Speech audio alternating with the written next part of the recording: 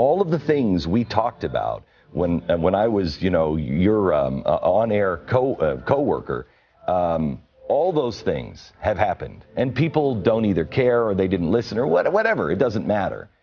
Other things that we talked about and other things that we're now seeing are going to happen. The dollar is not going to last. So what does the world look like?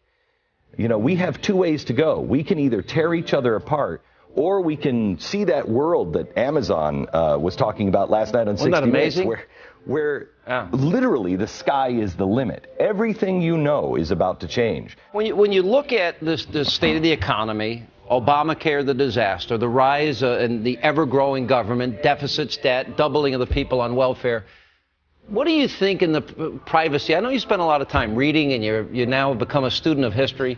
What do you think privately is going to happen to this country? I think that we are in trouble. Yeah, and I think that we are in a situation that we will either rise to the occasion and be our best selves. I saw something that happened over the weekend, Sean, a poll that came out. I know you must have talked about it today. 70% of Americans don't trust each other. They think only 30% of this country you can trust. If that remains true, will we then become Europe? We see signs that with the noblest of intentions, the Obama administration is in a kind of headlong retreat from the kind of global engagement that, in our view, offers the best hope for peace. Quick final thought from you, because you say openly in your essay that you're reserving judgment on all of this as we learn more over the next several weeks. But one of the things that you talk about in a broader perspective is global powers trying to rearrange themselves into a new global world order. What we're seeing is a kind of a concerted pushback by these three countries. I think we have to watch it carefully to see whether, in fact, this is the opening of a new moment in international history. Very interesting. Walter. Whether, in fact, this is the opening of a new moment in international history. New mystery surrounding One World Trade Center. For about a year, New Yorkers have reported hearing an eerie sound coming from the newly constructed building. They call it haunting, and it's got a lot of people talking. Rick Leventhal joins us now. So, Rick, you went down there. You did some investigative work. What did you learn? Well, there's clearly a noise. It's not clear exactly where it's coming from. It can create a sound that some are calling eerie, haunting, even moaning. The whistling was first reported by the Tribeca citizen on the day after Thanksgiving. A man who lives a couple blocks from the almost completed One World Trade Tower wrote a local paper and said he first heard the sound during Hurricane Sandy last year and assumed it would be eliminated when the building's framework was finished and the windows installed. Well, then last week in the middle of the night, the neighbor says the tower began whistling again with a slightly different two-toned cry, calling it unmistakable and very chilling. So here it is, and you can judge for yourself.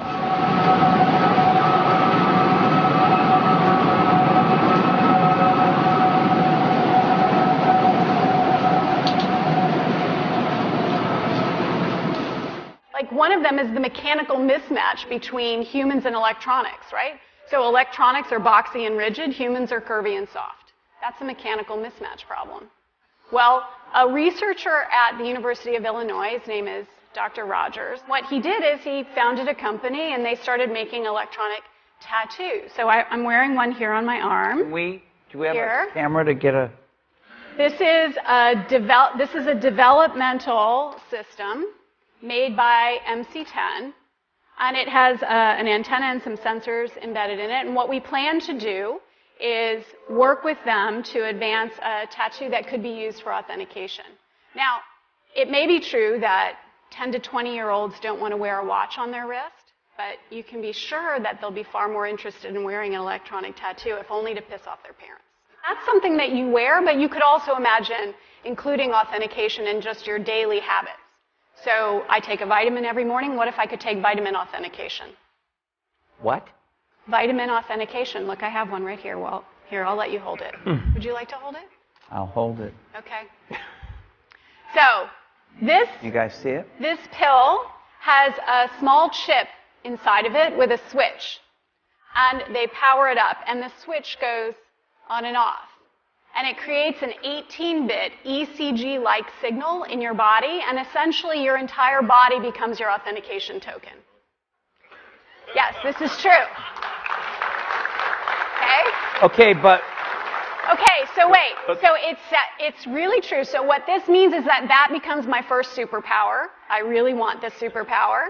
It means that my arms are like wires, my hands are like alligator clips. When I touch my phone, my computer, my door, my car, I'm authenticated in. First superpower. Like, I want that. This is FDA cleared? So here's the thing. This is not science fiction. This pill was actually made by a company called Proteus.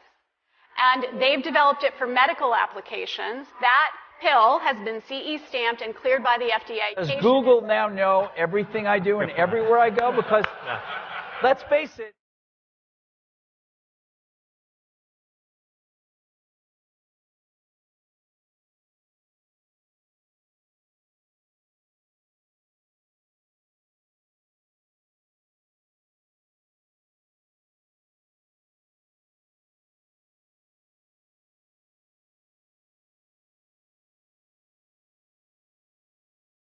If you have never heard of Bitcoin, you are probably not alone, but the online currency is gaining popularity around the world, and now in eastern Kentucky. WIMT's Brittany Nada looked into the cyber money to try and answer some questions about how it works.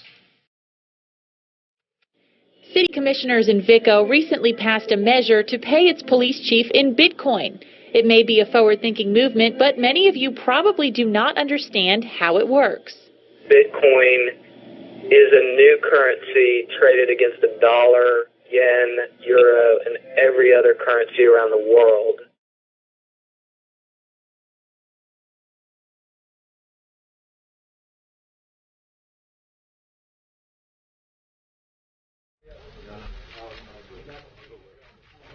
Israel is ready for historic peace, and it's a peace based on 2 states for 2 peoples. It's a peace that Israel can and must be able to defend itself by itself with our own forces against any foreseeable threat.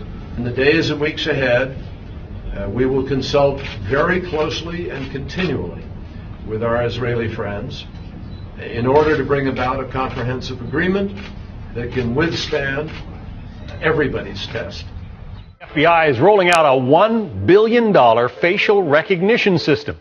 This high-tech program has been undergoing testing since February. It compiles mug shots, iris scans, and more, and is finally said to be ready for launch. You know, the FBI is now revealing its next generation, if you will, effort to weed out the bad guys. As you mentioned, $1 billion. They've put it to the test so far in several states since February. Now, the system works in 2 ways. It can compare an image to the FBI's massive database of mugshots to pinpoint criminals. It can also track suspects in surveillance footage by honing in on their faces in a crowd. There are those opposed to the idea, though, such as Democratic Senator Al Franken, who suggests the database raises serious privacy issues. Several public advocates are also wary of the project, fearing it will eventually extend beyond criminals to include images of the innocent. It is nationally implemented by the year 2014, John. So wow, fascinating. They may be looking at you. Let's hope not. A new crime-fighting tool is so big, some might call it a tank. Hey, I think they are. Now, it's really called an MRAP. I checked on that. And tonight, these massive military vehicles are in the hands of 4 mid-state police agencies. A handful of police departments are now getting them free of charge to protect their officers. Hendersonville's SWAT team already has 2 Humvees. The problem is they're not armored.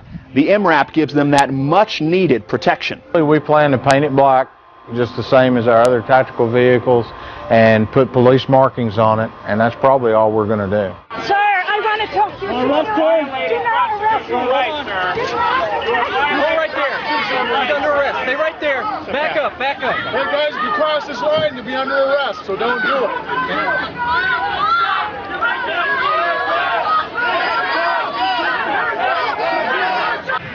Amy, we're going to get you out of here very soon. Yes, we have everything. This was, Amy, a reporter being arrested by police who were dressed like stormtroopers out of a Steven Spielberg movie.